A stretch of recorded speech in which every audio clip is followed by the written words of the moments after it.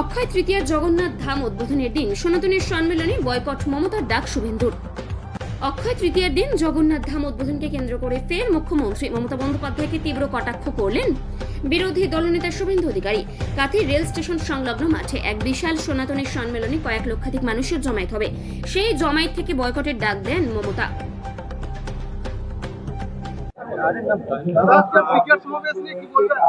আজকে আপনি বললেন যে যারা অ্যাবসেন্ট ভোটার রয়েছে তাদেরকে বুথমুখী করার জন্য, মানে যারা হিন্দুদের ভোট অ্যাবসেন্ট বেশি হয়, মুসলিম বুথে ওরা তো সব মেরে দেয়, বাইরে যে থাকে তার ভোটও মেরে দেয়।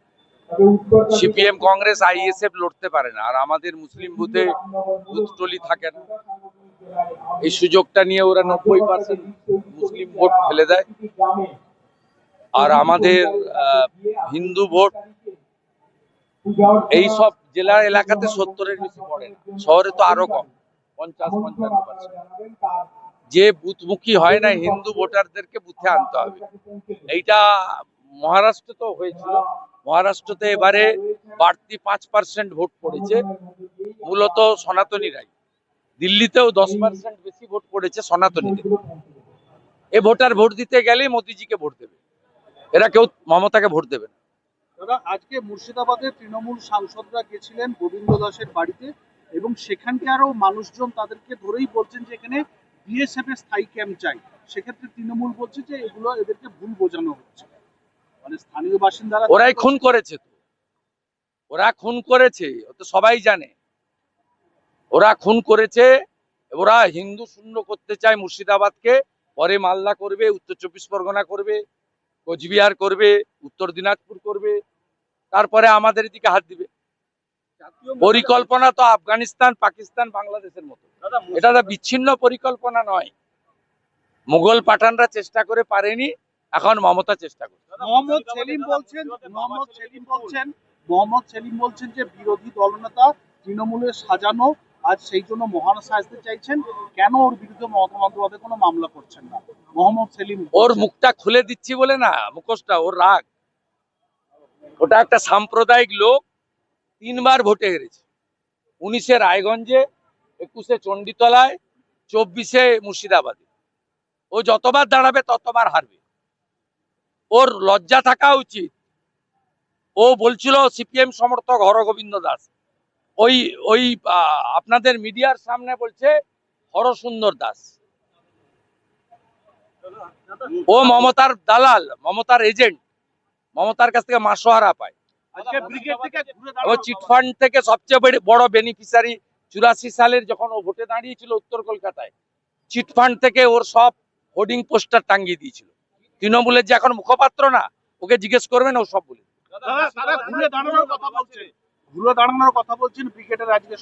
লোক হয়েছে নি গুড়িয়ে বাড়িয়ে, গোটা সিপিএম বলবে গণসংগঠন। কে ছিল না সিপিএম এর? সিপিএম এর যতগুলোকে দেখা যায় টকশোতে গিয়ে চিল্লায়, নাস্তিক গুলো সবগুলোই ছিল। কটা লোক হয়েছে? একটা বড় অংশের হিন্দুকে ধন্যবাদ দেব, তারা সিপিএম এর থেকে মুখ ঘুরিয়ে নিয়েছে। ছবি দেখান না, ফাঁকা মাঠ। এমনি তো মাঠের 1/10 করেছে, 9 ভাগ বাদ দিয়েছে আগে। 9 ভাগের মধ্যেও তো গোটা পিছনটা ফাঁকা, এবং তার মধ্যে অধিকাংশ মুসলমান গেছে প্যালেস্টাইনের পতাকা নিয়ে। প্যালেস্টাইনের পতাকা কেন?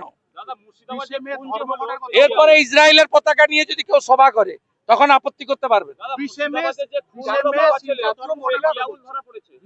শিল্প ধর্মঘটের কথা বলছে বামের, আজকে শিল্প ধর্মঘটের ডাক দিচ্ছে। তাহলে মমতার সঙ্গে কথা হয়ে গেছে। যদি বন্ধ সফল হয় বুঝবেন মমতার সঙ্গে কথা হয়ে গেছে, আর বন্ধ যদি সফল না হয় বুঝবেন মানুষ উপেক্ষা করে।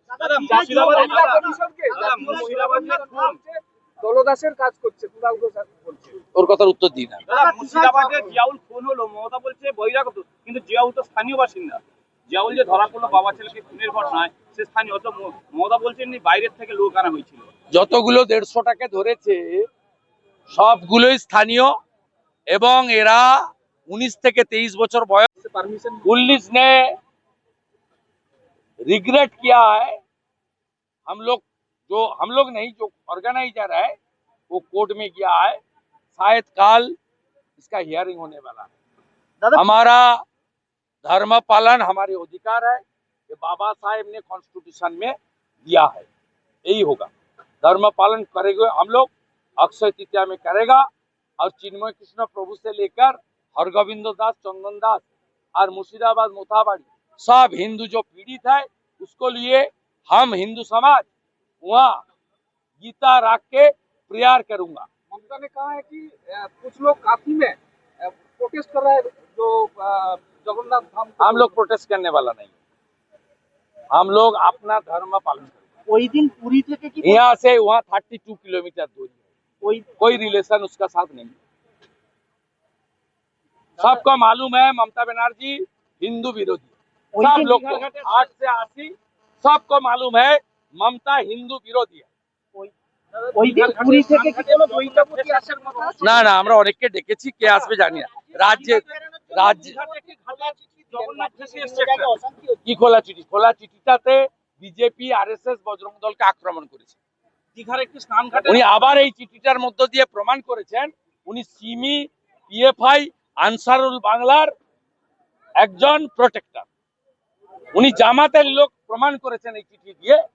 ওখানে একটাও জঙ্গি সংগঠনের নাম নেই, রাষ্ট্রবাদী সামাজিক সংগঠনের নাম আছে, হিন্দু সংগঠনের নাম আছে। আরএসএস এর বিরুদ্ধে বলেছেন, বিজেপির বিরুদ্ধে বলেছেন, বজরং দলের বিরুদ্ধে বলেছেন। বলছি দাদা, আজকে দীঘা স্নান ঘাটে কি জগন্নাথ ভেসে